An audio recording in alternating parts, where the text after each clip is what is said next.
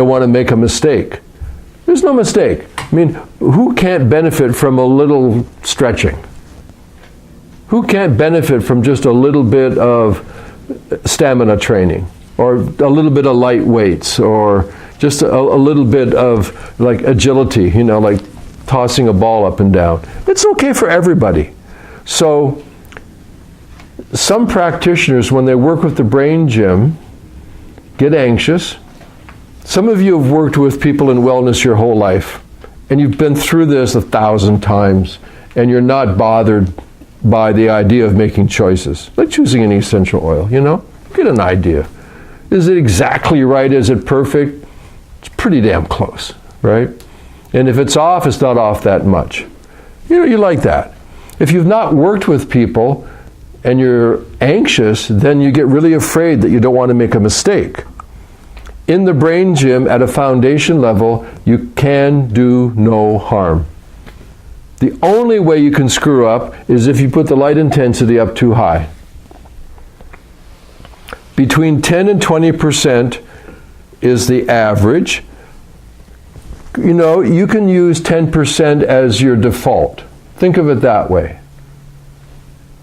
And if the room is like this is kind of like an average ambient light. It's not too dark, it's not too light. If it's a darker room, take it down. Right? If it's a lighter room, take it up. For myself, in a normal, like a neutral ambient, I use 15 or 20%. I'm okay with that. I do well with that. If the session has more demand, more complexity, I'll do 15%. I mean, that's not hard to figure out. If you know that the session has more demand, then, there's no reason to push the envelope. I'm not trying to climb Everest here. I just want improvement. Right? So that's the first assessment, is the no assessment assessment. You okay with that? Right? No pressure. Cool. So anything after this it's all cream after that. Okay. The second one is the subjective assessment. That's where you use your natural neuroception capacity to read a person when you encounter them. And read might not be the wrong word. Evaluate, you get a hit, you get a feel. And what I'm adding to it right now is that you've got 4 things. I mean, look at me. Here I am. You can see me. Which one of the 4 do you think I would benefit from the most? Coordination, flexibility, endurance, or strength? And don't try to look into my brain. Just look at my body. Here I am. You've seen me. You've heard me all day. Which one do you think I would benefit from? You don't need any of them. Okay. I paid her to say that. No, come on, do it. So coordination's always your first. Because everybody needs it. It's one of the most challenging of all. And when the brain degrades, that's one of the first things that screws up, typically. Now, you can't say always, because you get hits in the head or you get viruses or whatever, right? But okay. No, like, do it. I mean, you're going to do it. You might as well do it now. Give me one. What's the one that I need? Endurance. I'd go strength. Strength. I go flexibility. Flexibility. That's what I say. Endurance. Flexibility. Does my body look like it's inflexible? That's what I mean. No, that's you have all those. the flexibility is the one that I would say absolutely no, just because of Okay. sitting right. What about endurance? Do you think I can carry on communication long enough and keep on point? Yeah. What about the tone in my voice? Right? Okay. You don't need that. No, it came back a little bit Just lagging at the after lunch, which is common. So I ate a muffin. Give me a break. Anyway. And simply based on age, I'd go with endurance because that's what also tends to fall off more age-related things. Yeah. I don't know. That's right. Okay. So what I use for myself is I do coordination because any dummy walking the earth at my age needs it. And Endurance, because I know that as I age, that my stamina, my ability to sustain higher levels of demand is less than it was before. So I know it's degrading. So why not support it? So it's like that, you know. Don't make it so hard. Don't make it so hard. You know, make it, because it's easy. The worst you can be is wrong, and if you make a wrong choice, you don't do any harm. You're at a foundation level. What the hell? Right? You know, get the voodoo out of your head about this thing. Make it more simple, because it's even more simple than you think. Because you already do it. So you're not thinking about this in brain applications. Yes, you are. You are. It's the same. So The body is the brain is the body, it's physical. The stuff that we see, we think it's the soma, it's the somatizing of the brain.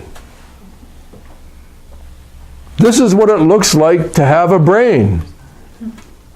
This is what it looks like. It looks like this. And you look like that.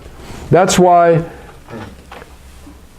you can make it hard or you can make it easy. The easy way is just the person as a whole.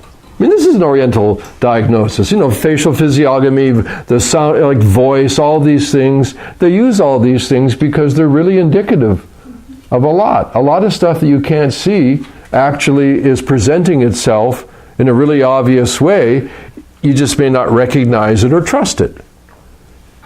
So the subjective assessment is your take on this person.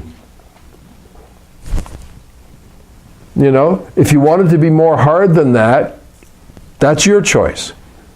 But it's not that hard. And what you're going to get is you're going to get reinforcement. You get feedback. You work. When you start to do this, you realize, I can do this. You know, some people are better than others. We know that. But it's not like it's so critical, because, you know, it's incremental. It's not like, you know, they want to go to New Zealand and you send them to Uruguay. You know, it's not like that big of a mistake if you make a mistake. You know, they went to 4152 instead of 4150 Tivoli. Well, it's, you know, it's just next door. Just next door. So that's the second kind of assessment, the subjective assessment. And all I'm adding to it is coordination, flexibility, endurance, strength. Now you've got a little template, you've got a checklist. You may not have had a checklist before. You know, you get an impression, but you may not know how to kind of code it. You know, how to assemble it. Use these 4 things. Practice it.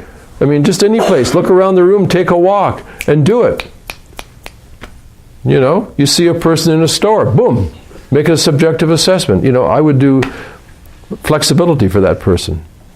And then, you know, once you start to do it, you realize that it's something you do all the time, but usually at a level below awareness.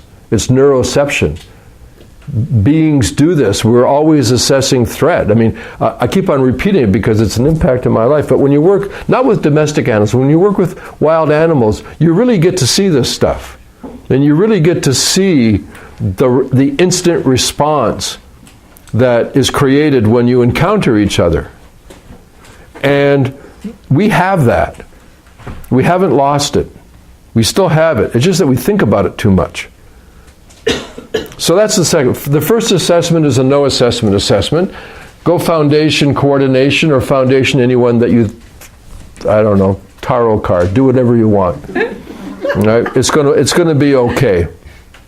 It's going to be okay. It may not be the best you can get, but you won't do harm, and it's going to do good, some amount.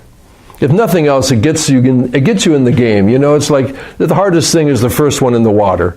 You know, or if it's an investment, you know, the first money in is always the hardest. So start to do it. The third one is kind of an expansion of the second one, and it's the Q&A. It's where you kind of ask a few questions because you're not quite sure. Usually when you do the subjective assessment, out of the 4, probably at least 2 are pretty clear. You're pretty sure. And the other 2 you think, so you ask a couple of questions about that. You know, you ask her, listen, you know, do you read much? Yeah, I like to read, but I don't read much anymore. Why? Well, I start to read, it's just like, I don't know, 10 minutes I'm asleep. You ask in the area that you're curious about, you ask a couple of questions that are really common sense questions. You don't try to say, like, how does your brain work? But no, it's like common stuff. Common stuff. If you're not quite sure about the strength, what's fun for you? What do you like? You say, well, I really can't take much anymore. The noises are too much. I'd rather just stay home. You start to see things by just a couple of questions. I mean, shoot, if you wonder about flexibility, say, hey, can you stand up? Can you touch your toes? Just, probe just a little bit, but don't make it complicated. Keep it simple. Keep it in the stuff that you already know so much. Use what you know. You're trained in Oriental medicine, you're a musician, an aromatherapist, a body worker. Use the stuff that you know to kind of get a little bit of clarity. It's going to come. It's going to come really fast, I promise you. The only thing that'll stop it from coming fast is you don't trust yourself. You know that as a practitioner. At a certain point, you got to trust yourself. I mean, with the work that you do, I'm not sure what it is. You just got to trust. I mean, some of the stuff is so subtle that there's no real clarity that you can show to somebody. It's just that that's the way you see it and you trust it. Right? So that's the third one. So far you've got 3 ways. And by the way, most of the time you start at foundation. Right? So the degree is not much of an issue because you focus where they're weak, and if they're weak, you probably need to start at foundation. Once in a while, you can kind of explore what it's like to move, like to go at intermediate, but that's when your work starts to get more creative. And it will get more creative for some of you. Some of you are going to play it by the book. If Garnet says do this, if it's the menu and the website, you're going to do that. That's fine. No problem. You'll get good results. It may not be optimum results, and it may not be that much fun, but that's okay. It's like a bodywork technique. Teach you a technique and you do it, but then you realize there are variations, and you do creative additions to it, and you bring in something. It's exactly the same. Don't rush it. Don't be too aggressive. Respect people. Don't take risks at their expense. If you want to do something stupid and have fun, do it to yourself and see how it feels. Okay, the fourth one. The fourth one is, it's really good to have. Frankly, you don't need to use it much, except in a certain mood that you might have, or if the subject, the person, really needs it. Actually, in the Neurolite, in the assessment category, you can test and have them tell you the choice. And I'll explain what I mean. Let's say you make your assessment and 2 of them you're pretty clear about and 2 you're not. Let's say you're not clear about whatever, endurance and strength. You feel you got the other ones down. Because usually you would not do all 4 of them. But you put them under the Neurolite, there's no sound, and this is what's going to happen. Let's say you go into strength. You explain, okay, you're going to lay here, close your eyes, there's no sound, so hopefully the ambient is reasonably quiet. There's going to be some darkness, just nothing's happening. Just relax. And then you're going to experience some light. It's going to last about 20-30 seconds. Then it's dark again for a little while, like 10-15 seconds. Then you're going to experience some light again. Then it's dark. Another 15 seconds or so. Then the third light thing, then it's dark. Number 1, number 2, number 3. Right? Which one is most comfortable? The analogy I give is always the same. Here's the analogy. There are 3 chairs. Let's imagine there are 3 chairs here. Doesn't matter the design, doesn't matter the color at all. Sit on number 1. How does it feel? Okay, stand up, walk around. Now sit on number 2. Sit down for about 30 seconds. Spend your time. Get up, walk around. Now sit in number 3. About 30 seconds. Now stand up. Okay, now I'm going to have you sit down for 2 hours. Which one do you choose that's the most comfortable? You say, well, I like number 2. Maybe it's a straight back, maybe it's a lounge chair, it doesn't matter. You just pick one. This thing of most comfortable is really an intriguing metric. It's not that it's the most special, it's not the one that you like the most, it's the one that is most befitting, that you feel most comfortable in that experience. It's not like, oh, I want to be a hard ass and that was the most difficult. No, I'm looking for pick a chair. You say, well, I don't know, number 1 and number 2 are similar. Okay, pick one. All right, number 1, cool. That's it. So if you were doing that with, say, strength, the way it's designed is until you pop the show button, right, you don't know the sequence and the person doesn't know the sequence. You don't know whether it's foundation, advanced, intermediate, or intermediate, foundation, or advanced, or you don't know the sequence. Nobody knows which one is which one. It's a double-blind test. And you say number 2. Then you open it up, and you see what number 2 is. Oh, in strength they chose intermediate. So we have that built in. So that you can choose, you can do all 4, which to me is a waste of time, or do your subjective or your Q&A, and if you want to explore any one that you're not quite sure, you can do the light test. And it's all programmed, it's a no-brainer. There's just one button, you just choose which one and you push the button and it happens, all the on and off, it all happens automatically. And we'll do it right now, we'll come around and do this so you can kind of see it. But here's the thing. There's still subjectivity in it.